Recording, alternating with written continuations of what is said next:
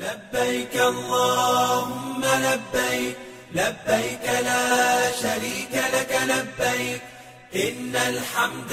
والنعمة لك والملك لا شريك لك۔ ناظرین السلام علیکم،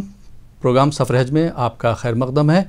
اور آج ہم بات کریں گے حج کے ارکان پر اور حج کے پیغام پر۔ اس کا کیا پیغام ہے، اس کے مختلف ارکان کے بارے میں جانیں گے، اور اس پر ہم سے گفتگو کرنے کے لیے ہمارے ساتھ لکھنؤ سے جڑ رہے ہیں مولانا خالد رشید فرنگی میلی، جو کہ چیئرمین ہیں اسلامک سینٹر آف انڈیا کے، اور آپ آل انڈیا مسلم پرسنل لا بورڈ کے ایگزیکٹو ممبر بھی ہیں۔ مولانا صاحب، آپ کا بہت بہت خیر مقدم ہے۔ سب سے پہلا ہمارا جو سوال ہے کہ حج کا کیا پیغام ہے؟ بسم اللہ الرحمن الرحیم۔ اول تو میں آپ کے چینل کا شکریہ ادا کرتا ہوں، آپ حضرات نے حج جیسے اہم موضوع پر کچھ کہنے کا موقع دیا، اور چونکہ ظاہر سی بات ہے آپ کے چینل کی بہت بڑی ریچ ہے، اس سے ہم یہ سمجھتے ہیں کہ آج کے اس پروگرام سے انشاءاللہ لوگوں کو حج کے جو فضائل ہیں اور حج کے جو بنیادی ارکان ہیں اور جو حج کی امپورٹنس ہے اور جو حج کا پیغام ہے، اس سے ضرور کچھ نہ کچھ واقفیت ہوگی اور ان کو انشاءاللہ فائدہ پہنچے گا۔ جہاں تک حج کے پیغام کا سوال ہے تو ظاہر سی بات ہے حج کا پیغام یہی ہے کہ اللہ تبارک و تعالیٰ نے جو اپنے بندوں کو حکم دیا ہے کہ تمہیں یہ کرنا ہے اور یہ نہیں کرنا ہے، تو اس پر پوری طریقے سے جو مسلمان عمل کرتا ہے اسی کو اچھا اور سچا مسلمان اور مومن کہا جاتا ہے۔ اور سب کے علم میں بات ہوگی کہ پیغمبر اسلام صلی اللہ علیہ وسلم نے ارشاد فرمایا کہ بنی الاسلام علی خمس شہادۃ ان لا الہ الا اللہ وان محمدا عبدہ ورسولہ واقام الصلاۃ وایتاء الزکوٰۃ والحج وصوم رمضان۔ یعنی نبی پاک صلی اللہ علیہ وسلم نے ارشاد فرمایا کہ اسلام کی بنیاد 5 چیزوں پر ہے۔ جیسے نماز ہے تو وہ ظاہر بات ہے ہر انسان پر فرض ہے، اور اسی طریقے سے زکوٰۃ ان لوگوں پر فرض ہے جو کہ اتنی حیثیت رکھتے ہوں کہ ان پر زکوٰۃ واجب ہو رہی ہو، اور اسی طریقے سے رمضان کے روزوں میں بھی کچھ شرائط ہیں۔ اور انہی تمام باتوں کو مد نظر رکھتے ہوئے اگر آپ حج میں دیکھیں تو حج صرف ان لوگوں پر فرض کیا گیا ہے جو کہ اتنی مالی حیثیت رکھتے ہوں اور جو اتنی طاقت رکھتے ہوں کہ بیت اللہ تک پہنچ سکیں اور وہاں اللہ تبارک و تعالیٰ کی عبادت کر سکیں۔ اس میں بھی جو بات قابل غور ہے وہ یہ کہ جب تمام حاجی صرف احرام پہن کر کے اللہ تعالیٰ کے سامنے اللہ تعالیٰ کے حضور میں حاضر ہوتے ہیں تو اس سے ایک یہ پیغام جو یونیفارمٹی کا پیغام دیا جاتا ہے،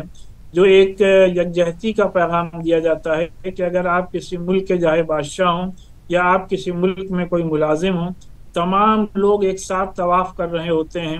تمام لوگ ایک ساتھ سعی کر رہے ہوتے ہیں، تمام لوگ اللہ تعالیٰ کے حضور میں پہنچ کر ایک ساتھ سجدہ کر رہے ہوتے ہیں۔ وہاں پر امیر غریب، چھوٹے بڑے، بادشاہ اور نوکر کے درمیان اور خاتم کے درمیان کوئی بھی فرق نہیں ہوتا، کوئی بھی کسی میں آپس میں کوئی بھی فرق کسی کو نہ محسوس ہوتا ہے، اور نہ ایسی عبادت میں کسی کے درمیان کوئی فرق کرنے کی شریعت میں گنجائش ہے۔ لہذا مذہب اسلام کا جو یہ ایک رکن ہے حج، اس کا بنیادی پیغام یہی ہے کہ اللہ نے جو ہمیں حکم دیا ہے اور جس وقت جو چیز کرنے کو کہا ہے وہ کام ہم اس وقت کریں۔ جیسے کہ جس وقت کی حج پہ جن ایام میں جانے کو کہا ہے، ان ایام میں آپ جب اس مقدس سرزمین پر جائیں گے اور وہ ارکان ادا کریں گے جو کہ حج کے دوران ادا کرنے ہیں، تبھی آپ کی یہ عبادت قابل قبول ہوگی۔ جی مولانا صاحب، لوگ جذبات میں آ کے، جیسا کہ بہت سے لوگوں پہ جو صاحب استطاعت ہیں ان پر حج فرض ہے، لیکن ہوتا یہ ہے کہ لوگ خود نہ حج کر کے، ان کے اگر والدین کا انتقال ہو گیا ہے، ان کی استطاعت ایک حج کرنے کی ہے تو وہ کوئی اپنے والد کے نام پر حج کر لیتا ہے، کوئی اپنی والدہ صاحبہ کے نام پر، اور خود اپنے آپ نہیں کر پاتے ہیں حج، ان کا حج باقی رہ جاتا ہے۔ ان کا یہ کہنا ہے کہ ہم اپنے باپ والد کے لیے یا اپنی والدہ صاحبہ کے لیے حج کرنا ضروری ہے، ہم بعد میں کر لیں گے۔ ان کو آپ کیا مشورہ دینا چاہیں گے، اور اسلام میں ان کے لیے کیا حکم ہے؟ چیزوں میں آپ کے اوپر جو چیز فرض ہے، واجب ہے، اس کو آپ کو اپنی طرف سے انجام دینا ہے۔ مثال کے طور پہ قربانی ہے، قربانی اگر آپ پر واجب ہے تو پہلے آپ کو اپنی طرف سے قربانی کرنی ہے، اس کے بعد اگر آپ کے پاس اتنا مال و دولت ہے کہ آپ اپنے والدین یا مرحومین کی طرف سے کرنا چاہیں تو آپ کر سکتے ہیں، لیکن اگر آپ مرحومین کی طرف سے کر دیں اور اپنی طرف سے نہ کریں تو آپ کے اوپر جو چیز واجب تھی وہ ادا نہیں ہوگی۔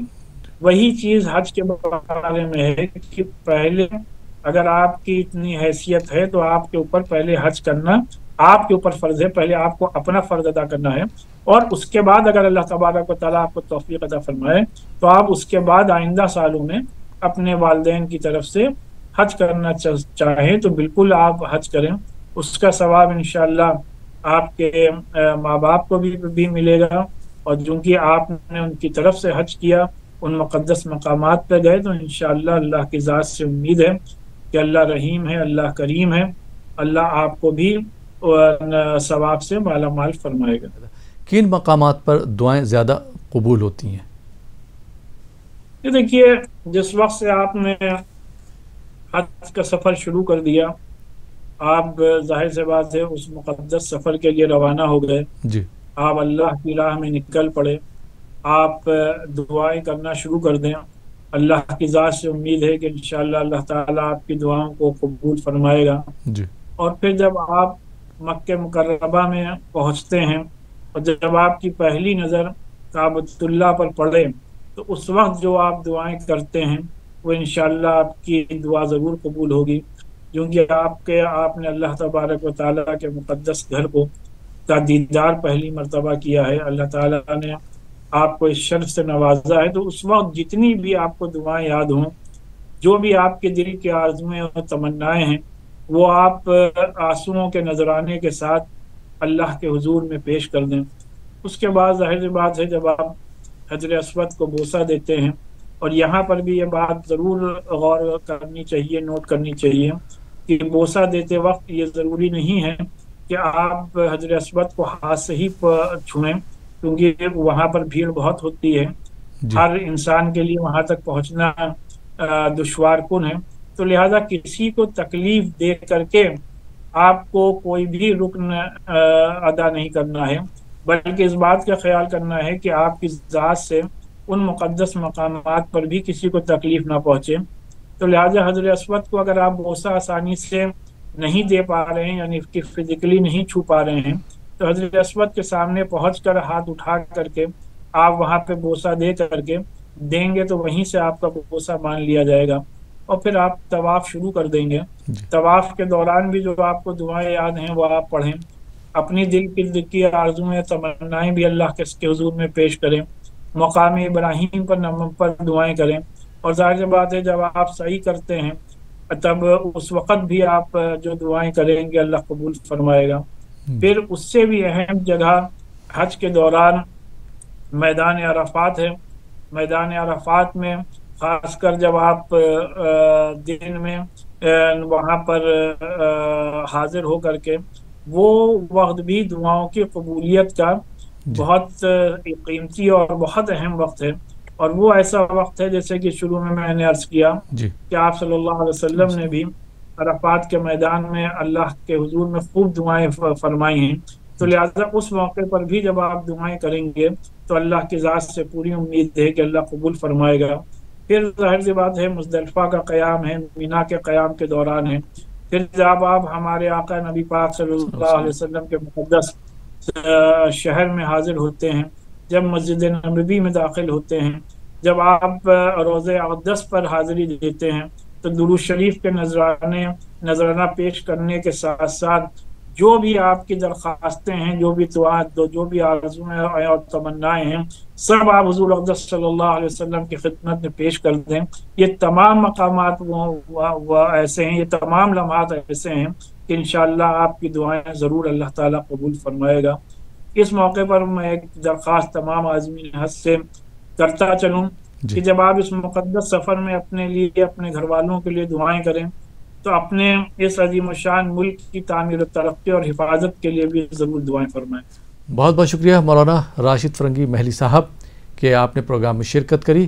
آپ کا بہت بہت شکریہ۔ تو ناظرین، اسی کے ساتھ ہمارا یہ پروگرام ختم ہوتا ہے۔ مجھے اجازت دیجیے، آداب۔ لبیک اللہم لبیک لبیک لا شریک لک لبیک ان الحمد والنعمة لک والملک لا شریک لک۔